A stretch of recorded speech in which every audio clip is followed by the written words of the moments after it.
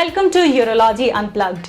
I'm your host Isha, and today we are diving into two topics that affect many men but often shrouded in stigma: erectile dysfunction and male infertility. We have a very special guest with us, Dr. Shailendra Kumar Gupta, a senior urologist at Apollo Medics Super Speciality Hospital, Lucknow, with over 10 years of clinical experience. Welcome, Dr. Gupta. Thank you, Ms. Isha, for inviting me for discussion of this important topic of erectile dysfunction and male infertility.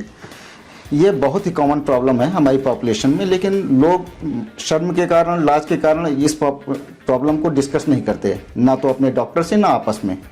तो मेरा purpose सिर्फ general population को इसके लिए aware करना है कि अगर उनको ऐसा कुछ प्रॉब्लम है तो अपने फिजिशियन, डॉक्टर या स्पेशलिस्ट से जाकर के उसको डिस्कस करें। क्योंकि कई बार ऐसा होता है कि पेशेंट जब डिस्कस नहीं करते तो वो इंटरनेट या किसी चीज़ में सर्च करते हैं उसको, और आधी अधूरी जानकारी के साथ अपना या तो खुद से ट्रीटमेंट लेते हैं या ऐसे लोगों के पास जाते हैं कि जो उसका प्रॉपर ट्रीटमेंट नहीं दे सकते हैं। नतीजा क्या होता है कि उनकी प्रॉब्लम जो है वो परसिस्टेंट रहती है और वो पेशेंट डिप्रेशन में चले जाते हैं, एंजाइटी में चले जाते हैं और उनकी personal, social and familial life suffer करती है। डॉक्टर, टू स्टार्ट ऑफ क्या आप एक्सप्लेन करेंगे कि ये इरेक्टाइल डिसफंक्शन है क्या? So certainly, erectile dysfunction is defined as inability to achieve or maintain a satisfactory erection for a satisfactory sexual intercourse. It may be due to the psychological causes like stress, anxiety, or some relationship conflict, or some organic causes like neurogenic, diabetes, hypertension, cardiovascular diseases, etc. Doctor, ये male infertility से कैसे संबंधित है? देखिए, male infertility से erectile dysfunction का direct correlation नहीं होता, लेकिन इनडायरेक्टली ये कोरिलेट करते हैं। बेसिकली जिस पेशेंट को इरेक्टाइल डिस्फंक्शन है वो किसी भी कारण से हो, वो अपने पार्टनर के पास जाने से कतराता है। जब वो अपने पार्टनर के पास जाने से कतराएगा, उसके साथ अपना जो सेक्सुअल इंटरकोर्स है उसकी फ्रीक्वेंसी कम होगी, वो संबंध नहीं बनाएगा, तो ये इनडायरेक्टली इनफर्टिलिटी का कारण बनती है। इनफर्टिलिटी का कारण और भी बहुत सारे होते हैं, जिसमें कि हार्मोनल इम्बैलेंस, कुछ एनाटॉमिकल प्रॉब्लम्स भी हो सकती हैं, और भी बहुत सारे कॉजेज होते हैं कि जो इनफर्टिलिटी के लिए जिम्मेदार होते हैं। Doctor, what are the main causes of erectile dysfunction? देखिए, इरेक्टाइल डिसफंक्शन बेसिकली ब्रॉडली अगर हम डिवाइड करें तो दो भाग में डिवाइड किया गया है। उसके कारण दो कारण मेन बताए गए हैं। एक ऑर्गेनिक कॉज, ऑर्गेनिक मतलब कि देयर की सम अंडरलाइंग कॉज, कि कुछ प्रॉब्लम है जो दिख रही है। दूसरा है साइकोलॉजिकल। साइकोलॉजिकल कॉज में ये होता है कि कोई ऑर्गेनिक लीजन नहीं है, लेकिन पेशेंट आइदर स्ट्रेस की वजह से, या जो उसके रिलेशनशिप हैं, उसके वाइफ के साथ रिलेशन या किसी अदर पर्सन के साथ रिलेशनशिप है, उसकी प्रॉब्लम है, या कुछ ऐसा है कि कुछ उसकी फैमिली में ऐसा हो गया है जिसकी वजह से कि वो सेक्स के प्रति उसका इंटरेस्ट नहीं रह गया। ये सारे साइकोलॉजिकल कॉज होते हैं। समटाइम्स परफॉर्मेंस एंजाइटी ऐसा होता है कि जैसे सपोज दैट कोई पर्सन है, फर्स्ट टाइम उसने अपना वाइफ के पास गया और समहाउ उसको उस टाइम वो जल्दी डिस्चार्ज हो गया, जो भी हो गया, इरेक्टाइल डिसफंक्शन हुआ, और सामने पार्टनर ने उसको कुछ बोल दिया, तो इसके बाद उसको हमेशा जब भी वो जाएगा पार्टनर के पास, उसको डर बना रहता है कि कहीं मैं फिर से फेल ना हो जाऊं। ये डर ही सबसे ज्यादा मेन कारण होता है इरेक्टाइल डिसफंक्शन का। ऑर्गेनिक कॉज में न्यूरोजेनिक कॉज हो सकते हैं। न्यूरोजेनिक कॉज में जैसे कभी मान लीजिए किसी को स्पाइनल ट्रामा हुआ हो, या पैरालिसिस हो गई, या कोई और कारण हुआ, पेल्विक ट्रामा हुआ, उसकी वजह से भी हो सकता है। वेस्कुलोजेनिक होता है। वेस्कुलोजेनिक में बेसिकली जो हमारी खून की नलियां होती हैं उनकी सप्लाई में प्रॉब्लम होती है, जिसमें कि सबसे ज़्यादा coronary artery disease, cardiovascular disease होती है। डायबिटीज होती है। डायबिटीज में भी जो माइक्रोवेस्कुलरेचर होता है वो डैमेज होता है। इसके अलावा ये हो गया कि आपका क्या कहते हैं, ओबेसिटी, स्मोकिंग, जो हमारी हैबिट्स हैं, excessive smoking, excessive alcohol consumption, obesity, these are all factors that lead to the erectile dysfunction. Doctor, चलिए कुछ मिथ्स डिस्कस करना चाहेंगे आपसे। पहला कौन सा मिथ है ऐसा जो आप हमारे ऑडियंस को क्लियर करना चाहेंगे? बेसिकली जो सबसे मोस्ट इंपॉर्टेंट और मोस्ट कॉमन मिथ है वो ये है कि erectile dysfunction is a disease of old age. ये सबसे गलत जो जनरल पॉपुलेशन में मिथ है। Erectile dysfunction common in old age, but it occurs in younger male also. Lots of patients came here with age 18, 20 years, 25 years. in general 15% of the population under 40 years of age having the erectile dysfunction in some occasions. Any other myth? Yeah. Second myth is कि erectile dysfunction is only caused by the psychological factors.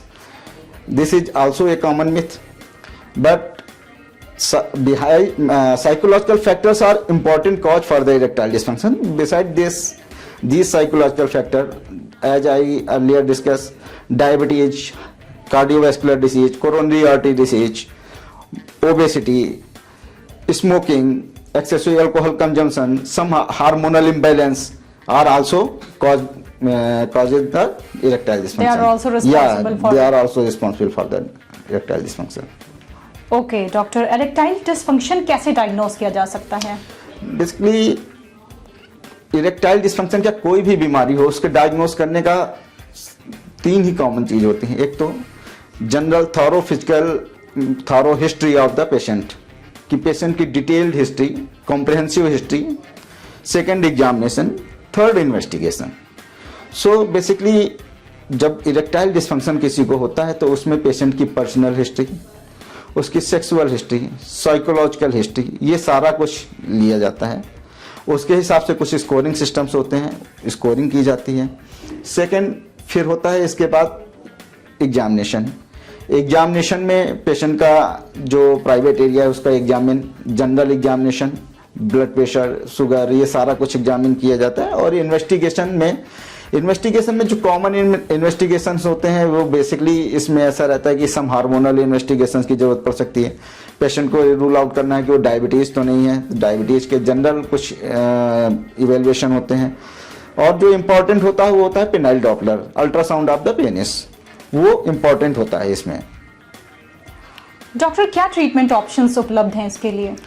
अगर treatment options में देखें तो treatment options basically हम broadly अगर divide करते हैं तो एक तो होता है कि life style change and psychological counselling, ये एक हम माने, जिसमें कि कोई मेडिसिन नहीं दी जाती, जिसमें केवल पेशेंट को एक्सप्लेन करते हैं, उनको काउंसिल करते हैं, उनकी साइकोलॉजिकल काउंसलिंग की जाती है. अगर उसकी वाइफ के साथ या उसके पार्टनर के साथ कोई कॉन्फ्लिक्ट है, उनको दोनों को बैठा करके सामने उस चीज को डिस्कस किया जाता है ताकि वो कॉन्फ्लिक्ट दूर हो. दोनों की काउंसलिंग होती है. लाइफ स्टाइल चेंज में ये है कि पेशेंट को बोलते हैं कि जैसे एक्सेसिव वो स्मोकिंग है तो स्मोकिंग स्टॉप करें, एल्कोहल लेना कम करें, रेगुलर एक्सरसाइज करें, अगर ओबीस है तो वेट लॉस करें. ये जनरल और जो साइकोलॉजिकल हो गया. सेकेंड होता है कि medicine and minimal invasive. Medicine में है कि 5 अल्फा फास्फोडाइस्ट्रेज 5 इनहिबिटर होते हैं, जिसमें कॉमन डेक्सिल्डेनाफिल, टडालाफिल या एल्वेनाफिल आती हैं, जो ओवर द काउंटर भी मिलती हैं. और ये कॉमन ड्रग्स होती हैं कि जो प्रिस्क्राइब की जाती हैं इनिशियल. अगर ये फेल होती हैं तो इंट्राकॉर्डिनोसल इंजेक्शन होता है कि जो पेनिस में कुछ इंजेक्शंस दवाओं के दिए जाते हैं, जिसमें कि हम पेशेंट को ट्रेन कर देते हैं और फिर वो सेल्फ से अपने घर में ही ले करके वो इंजेक्शन यूज करते हैं. इसके अलावा कुछ मिनिमल इन्वेसिव है. मिनिमल इन्वेसिव में एक होता है वैक्यूम थेरेपी, तो उसमें एक वैक्यूम डिवाइस होता है जिसका यूज करना समझाते हैं. सेकंड होता है वैक्यूम डिवाइस के बाद होता है जो अभी रिसेंट है ESWT. ये basically extra corporeal shock wave therapy होती है. ये लेटेस्ट थेरेपी है जो हमारे यहाँ अवेलेबल है. इसमें पेशेंट के पेनिस में कुछ शॉक वेव्स दी जाती हैं जिसकी वजह से कि उसके पेनिस में न्यूवास्कुलराइजेशन होता है, और ये न्यूवास्कुलराइजेशन जो है पेनिस की ब्लड सप्लाई इंक्रीज करता है, जिसकी वजह से कि उसका इरेक्टाइल डिसफंक्शन जो है वो इंप्रूव होता है. फिर थर्ड आता है लास्ट जो है surgical intervention. Basically surgical intervention occurs in the penile implants plant करते हैं. पेनाइल प्रोस्थेसिस होती हैं. Multiple types of implants are available in the market. Self inflated, 2 piece, 3 piece या सेमी रिजिड कंटिन्यूअस वाला शाह शीथ आता है, शाह इम्प्लांट आता है. लेकिन इम्प्लांट जो है वो लास्ट रिसोर्ट होता है. बेसिकली इम्प्लांट के सिलेक्शन के लिए आपको बहुत पेशेंट की काउंसलिंग जरूरी है और सिलेक्शन ऑफ पेशेंट, ये डॉक्टर और पेशेंट दोनों के लिए इंपॉर्टेंट है, क्योंकि it is a irreversible process. अगर आपने कभी इम्प्लांट लगवा लिया तो लाइफ टाइम आपको हमेशा इम्प्लांट के साथ ही रहना पड़ेगा. आपका बिना इम्प्लांट के कभी भी किसी भी मेडिसिन से या किसी भी तरीके से इरेक्शन नहीं होगा। आपको अगर वो इम्प्लांट फेल हो गया है या इन्फेक्शन हुआ, कुछ हुआ, इम्प्लांट निकालना पड़ा, तो आपको दोबारा इरेक्शन के लिए इम्प्लांट ही लगवाना पड़ेगा। इसलिए ये बहुत इंपॉर्टेंट है कि proper discussion with patient is important, और उसको जो पॉसिबल उसके ड्रॉबैक हैं ये सारा कुछ समझाना ये बहुत इंपॉर्टेंट है। ये 3 थेरेपी होती हैं जो बेसिकली कॉमनली यूज की जाती हैं। Okay, doctor. Now shifting gears to male infertility. What should men know about this condition? So male infertility affects about 1 in 6 persons basically, and it may be generally caused by the poor sperm quality, poor sperm quantity, or morphological changes. Besides this, many hormonal factors, anatomical factors are responsible for the male infertility. Besides these conditions, sometimes some patients use lubricants that are spermicidal. If the couples use jelly or any lubrication, it may cause the spermicide action and leads to the male infertility. Other fact is that some young population use tight undergarments or tight trousers. This causes the increase in testicular temperature. Basically, these for sperm production, temperature should be low than the body temperature. So, if tight undergarments or tight trouser is there, the temperature of testis increases, that affect the spermatogenesis. These are some cause of the infertility. Sometimes some patients having the small testis, maybe due to the tumor or absent testis. Cause may be tumor, torsion or trauma. Yeah, sometimes in childhood, if patient having the mumps infection, that causes the mumps orchitis. In that case, testis becomes small. तो अगर किसी को mums हुआ है बचपन में और testis small है, तो उसमें भी स्पर्म प्रोडक्शन कम हो, जिसकी वजह से कि इनफर्टिलिटी हो सकती है। कुछ एनाटॉमिकल कॉज होते हैं। एनाटॉमिकल कॉज में जैसे हमारा जो स्ट्रक्चर होता है, तो जो स्पर्म जो कलेक्ट होते हैं, स्पर्म कलेक्ट होकर नलियों के थ्रू जा करके इजैकुलेटरी डक्ट बोलते हैं उसको, उसके थ्रू निकलते हैं, और जब इजैकुलेशन होता है तो बाहर आते हैं। तो कभी कभी वो इजैकुलेटरी डक्ट जो होती है उसमें ब्लॉकेज हो जाता है, या जहाँ पर स्पर्म स्टोरेज होता है वहाँ पर ब्लॉकेज हो जाता है, उसकी वजह से भी ये इनफर्टिलिटी हो सकती है। Doctor, what are some myths associated with male infertility? Most जो कॉमनली जो मिथ है पब्लिक में कि अगर इनफर्टिलिटी किसी को है तो या तो स्पर्म की क्वालिटी कम है, क्वालिटी वीक है, या क्वांटिटी कम है। सही बात है, क्वालिटी और क्वांटिटी दोनों इम्पॉर्टेंट हैं, लेकिन इसके अलावा भी बहुत सारे कारण होते हैं। कई बार एनाटॉमिकल काज हो सकते हैं कि जैसे इजैकुलेटरी डक्ट ऑब्स्ट्रक्शन है, या और भी कारण हो सकते हैं कि मम्स ऑर्काइटिस हुई है, स्मॉल बाइलेटरल स्मॉल टेस्टिस है, या टॉर्जन हुआ है, तो इसके कारण से भी एंटी स्पर्म एंटीबॉडीज बन जाती हैं टॉर्जन में, उसकी वजह से भी इनफर्टिलिटी हो सकती है। वेरिकोसील एक बहुत इंपॉर्टेंट कॉज है, जिसमें जो टेस्टिस के अराउंड खून की नसें होती हैं जो ब्लड वापस ले जाती हैं वो फूल जाती हैं, जिसकी वजह से टेस्टिस का टेम्परेचर इंक्रीज हो जाता है, और उसकी वजह से भी स्पर्मेटोजेनेसिस हैम्पर होती है, जो भी उसकी वजह से भी इनफर्टिलिटी हो सकती है। दूसरा जो कॉमन फैक्टर है, जैसे हार्मोनल फैक्टर्स होते हैं, सम हार्मोन्स की कमी से भी हो सकता है, ऐसा हार्मोनल इम्बैलेंस की वजह से भी हो सकता है। दूसरा ऐसा है कि कई बार हार्मोन के अलावा भी और सारी चीज़ें होती हैं, जैसे एक्सेसिव टोबैको स्मोकिंग है, एल्कोहल कंजम्पशन है, क्रोनिक लीवर डिसीज है किसी को, तो ये सब भी इनफर्टिलिटी के कॉज हो सकते हैं। Doctor, there's a myth I want to discuss with you. Yeah.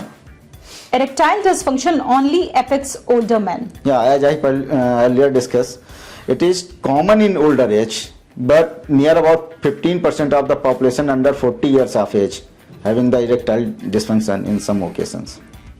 There is one more myth, doctor. Erectile dysfunction is purely psychological. Is it true? No. Psychological factors are important factors in erectile dysfunction, लेकिन psychological factors के अलावा भी बहुत सारे factor हैं। Anatomical factor हो सकता है, कार्डियोवैस्कुलर फैक्टर हो सकता है, डायबिटीज हो सकता है, पेशेंट को इसके अलावा एनाटॉमिकल भी फैक्टर्स हो सकते हैं। Literature there are multiple literature that stated that erectile dysfunction occurs 2 years prior to the cardiovascular disease like coronary artery disease. There are multiple papers. Diabetes affect the small vessels and so affect the causes the microangiopathy. It affect the penile vasculature and also causes the erectile dysfunction. Some anatomical factors are there, so many causes besides from the psychological factors. Doctor, what about this myth? If you can occasionally get an erection, you don't have erectile dysfunction. No. If you don't have sustained erection that is sufficient for the sexual penetration and sexual intercourse, if you are unable to do that, then you have the ED. There is one more myth. Testosterone supplements cure erectile dysfunction. No. Testosterone responsible for erectile dysfunction in some cases, but at that time testosterone level is very low. It is not solely responsible for that erectile dysfunction, and not in every case testosterone is prescribed. Testosterone केवल उन्हीं cases में दिया जाता है जिनमें testosterone का level कम हो, otherwise testosterone का इरेक्टाइल डिस्फंक्शन में कोई रोल नहीं है अगर लेवल सही है तो. Male infertility is only about sperm count. No. Male infertility sperm count के अलावा स्पर्म मार्फोलॉजी, स्पर्म मोटेलिटी, ये तो स्पर्म की क्वालिटी हो गई. Other than the sperm quality there are some anatomical factors. Anatomical भी फैक्टर्स होते हैं कि कोई ऑब्स्ट्रक्शन तो नहीं है, पेशेंट बहुत ज़्यादा ओबीस है तो उसमें भी हो सकता है. इसके अलावा अगर पेशेंट को डायबिटीज है या क्रोनिक लीवर डिसीज है उसमें भी पेशेंट को ये मेल इनफर्टिलिटी का सिम्टम, मेल इनफर्टिलिटी हो सकती है. Thank you for clarifying these myths doctor Gupta. बहुत ही ज़रूरी है कि हमारे लिसनर्स को इरेक्टाइल डिस्फंक्शन और मेल इनफर्टिलिटी के बारे में सही और सटीक जानकारी दी जाए. Thank you miss Isha. Basically मेरा जो पर्पस था केवल यही था कि जनरल पॉपुलेशन में एक अवेयरनेस हो इस चीज़ को डिस्कस करने, क्योंकि ये लीस्ट डिस्कस टॉपिक है. जनरल पॉपुलेशन भी नहीं डिस्कस करती और हमारे जो एजुकेशन सिस्टम में कोई ऐसा सेक्स एजुकेशन का कोई सब्जेक्ट नहीं है बेसिकली. Right. जैसे आप फॉरेन कंट्रीज में देखें तो वहाँ पर बचपन से ही सेक्स एजुकेशन एक सर्टेन एज के बाद चालू कर देते हैं. सो यहाँ पर क्या होता है कि जो यंग टीनेजर्स होते हैं, टीनेजर्स सबसे ज़्यादा इसके लिए अफेक्टेड होते हैं. मैंने बहुत पेशेंट देखे हैं कि जो टीनेजर्स 18-20 साल के आते हैं कि हमारा इरेक्शन नहीं हो रहा. 18 to 20 ईयर्स में कोई ऐसा कॉज नहीं हो सकता अनटिल अनलेस की सम एनाटॉमिकल फैक्टर कि उनको इरेक्शन ना हो. लेकिन होता क्या है कि आधी अधूरी जानकारी इंटरनेट में देखा, उसमें उन्होंने ठीक है इंटरनेट में आपको जानकारी पूरी मिल गई लेकिन you are not specialist for that. So जो आप इंटरप्रिटेशन करते हो उसका, जो आपको जानकारी इंटरनेट में मिली है, आपने जो उसकी जानकारी का इंटरप्रिटेशन किया वो आधा अधूरा रहता है. होता क्या है फिर आप घूमते हो इधर उधर, किसी से सलाह लिया, कोई बहुत क्लोज फ्रेंड है, किसी ने बता दिया कि यहाँ जाओ, किसी ने बता दिया वहां जाओ, किसी ने बता दिया कि जाइए वो बाबा जी वो वहां पर दवा देते हैं, आपने जा करके ले ली. तो बेसिकली केवल जागरूक करना है ताकि अगर आपको इरेक्टाइल डिस्फंक्शन या इनफर्टिलिटी का प्रॉब्लम है तो इसका सॉल्यूशन है, ट्रीटमेंट है. आपको जो भी आपके आसपास स्पेशलिस्ट हो उनसे जाकर के डिस्कस करें. आपको मुझसे डिस्कस करना है तो मैं अपोलो मेडिक्स हॉस्पिटल में सुपर स्पेशलिटी हॉस्पिटल लखनऊ में हूं. आप मुझसे ऑनलाइन या ऑफलाइन फिजिकल कंसल्ट कर सकते हैं. धन्यवाद. Thank you for joining us on Urology Unplugged. If you found this episode helpful, please subscribe and share this episode with others who might benefit with this information. Until next time, thank you so much.